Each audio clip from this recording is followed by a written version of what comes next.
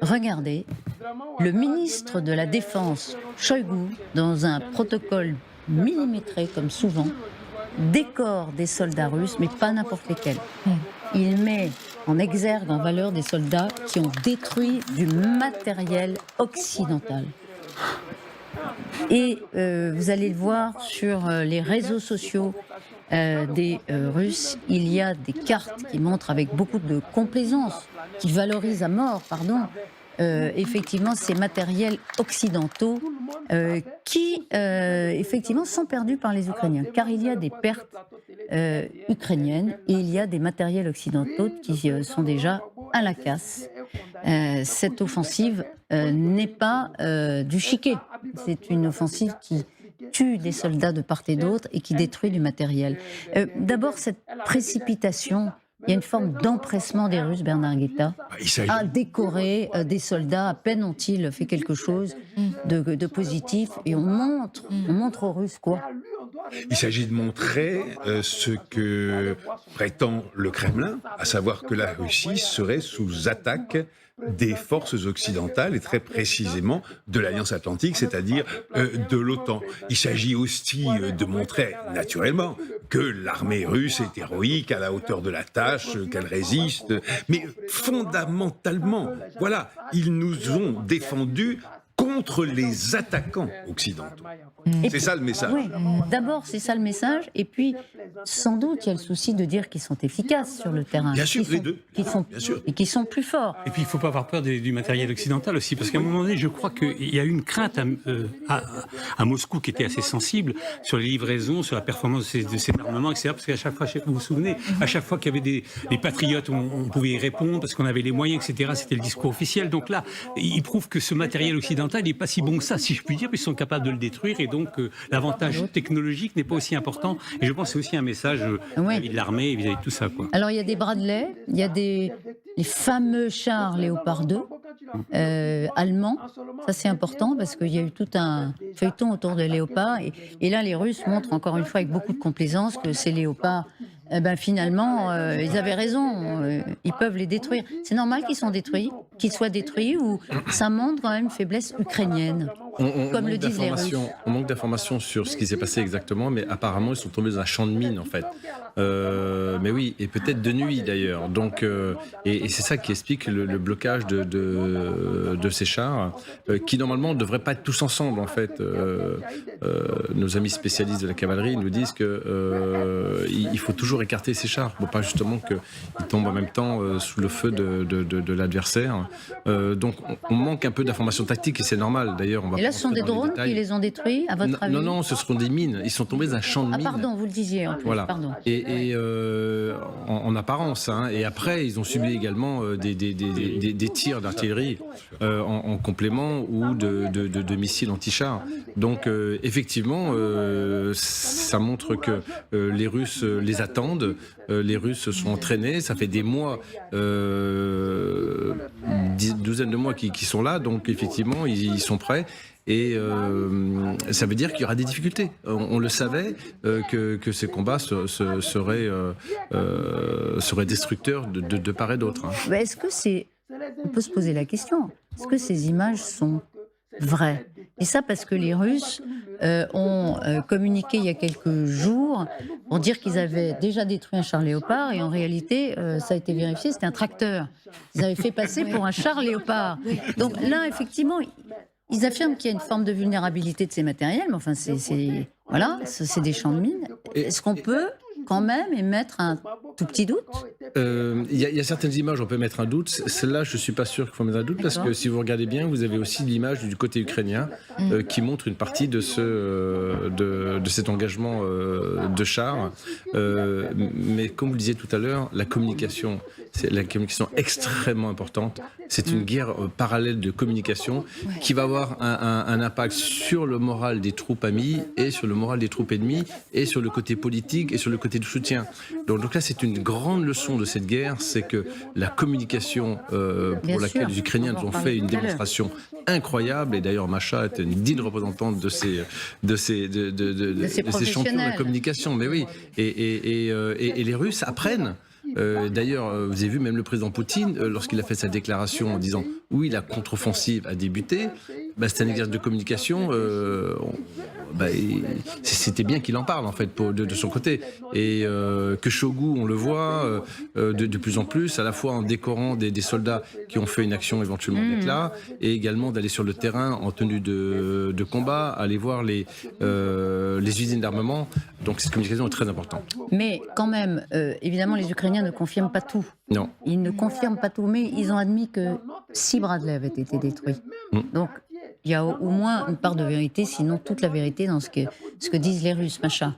Tout à fait, et je pense, après, ces images sont apparues via la communication russe, donc effectivement on peut se méfier. Après aussi c'est la guerre de communication, ce qui n'empêche pas qu'il y aura les pertes absolument, et les pertes humaines et les pertes de chaque matériel qu'on a reçu, parce que c'est inévitable. Ça veut dire au contraire qu'ils sont utilisés en combat, qu'on ne les cache pas, et qu'au contraire le combat poursuit. Après, je voudrais juste dire un mot par rapport de la scène de cérémonie de Shoigu, Oui. qui inauguration sur ce soldat-là. Selon, je vous ai entendu, monsieur le général, quand vous avez dit que ce tank-là, ils sont fait exposer sur les mines, qui peut-être auraient été posées depuis, je ne sais pas quand est-ce que ça a été posé. Donc pour moi, ce n'est que la scène de cérémonie qui est fake, absolument fake. Comment on peut savoir Alors, qui a posé vous cette avez mine-là? raison, Macha. On a commencé par dire ils ont détruit des armes occidentales. Vous nous dites, général, ce sont des mines. Quelle est la touche du soldat? D'avoir posé la mine? C'est le poseur de mine? Mais ça n'a pas d'importance. Là, comme le dit très justement Macha, Bah, non, mais c'est c'est la symbolique. C'est la symbolique. Alors après, Symbolique, est-ce que complètement c'est le fake. responsable local? Est-ce que c'est Les celui... chars ont été bel et bien Voilà. détruits. Oui. Voilà, c'est que... Mais on récompense un homme qui est censé avoir été quand même pour quelque chose dans la destruction. En fait, Oui. non. On organise une cérémonie pour... Ça prouve une chose, excusez-moi, qui est intéressant, c'est que les Russes aussi ont appris de ce côté-là. Parce qu'effectivement, pendant 15 mois de guerre, les Ukrainiens ont été les maîtres de la communication. Là, les Russes commencent à aussi faire de la communication. Alors on les croit moins, on est plus sceptiques, mais je suis désolé, il ne faut pas non plus négliger ça, parce que c'est intéressant pour l'intérieur du pays, et c'est intéressant pour l'extérieur du pays, et pour les soutiens éventuels de la Russie dans le monde, parce qu'il y a quand même des pays qui soutiennent la Russie, ne l'oublions pas. Non, vous avez raison, faut jamais l'oublier, jamais s'aveugler. Bonne remarque en tout cas de Macha. Mais Macha, les Russes, évidemment, exploitent tout ce qu'ils peuvent exploiter. Et par exemple, cette attaque de drone naval en mer Noire, effectivement, ils ont annoncé avec fierté avoir détruit 6 drones navals ukrainiens qui ont tenté une nouvelle opération. On va peut-être voir les images.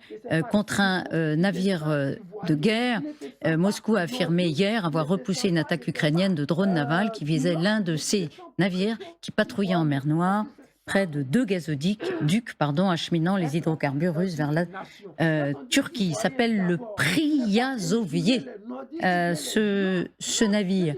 Et c'est vrai que les Russes se vantent, mais ce que ça prouve quand même, c'est la dimension harcèlement des Ukrainiens. Ils sont en plusieurs points du front. Les partisans, on le sait maintenant, c'est une information de la matinée, ont mené une action à Mélitopol. Là, il y a ce harcèlement aussi en mer Noire.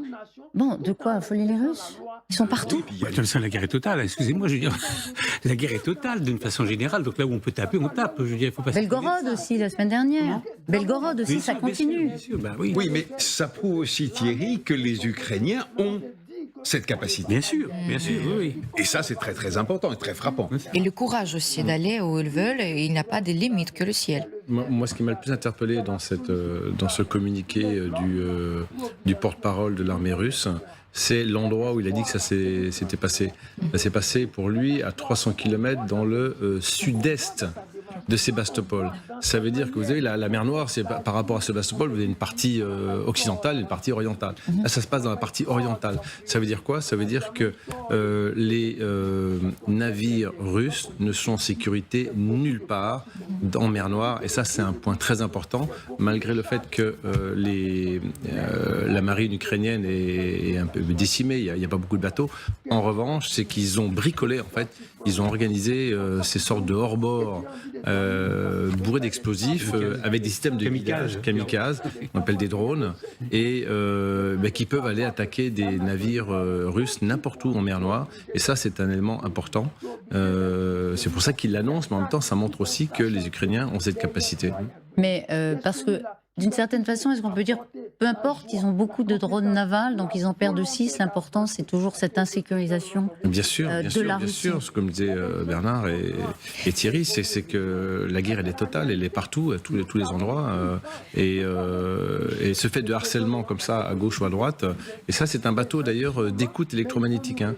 Le bateau russe, Pardon c'est un bateau qui fait de l'écoute. Du renseignement. Du renseignement, oui. C'est-à-dire qu'absolument, Toutes les tous ondes. les signaux radars et les communications. Souvenons-nous l'autre jour, hein, après cette triste attaque sur le barrage de Kakova, on a intercepté un enregistrement russe entre deux militaires qui disaient oui, on voulait effectivement faire un coup, mais c'était plus fort que prévu. Donc c'était la signature en fait que les Russes avaient bien détruit, fait exploser ce barrage. Mais vous voyez, on écoutait un dialogue. Vous avez vu l'importance de l'écoute, Bien sûr. de l'enregistrement des communications. C'est très très important. Alors, des attaques tous azimuts. Voilà ce que dit le directeur adjoint du centre d'études sur l'armée, Mikhailo Samus. À ce stade, on ne sait toujours pas où l'Ukraine portera son coup principal. On revient à vos préliminaires. Les attaques visent désormais principalement à forcer la Russie à révéler ses positions et ses stratégies. Le plus grand combat est encore devant nous, et où exactement ce sera, nous ne le savons toujours pas. Le plus dur reste à faire.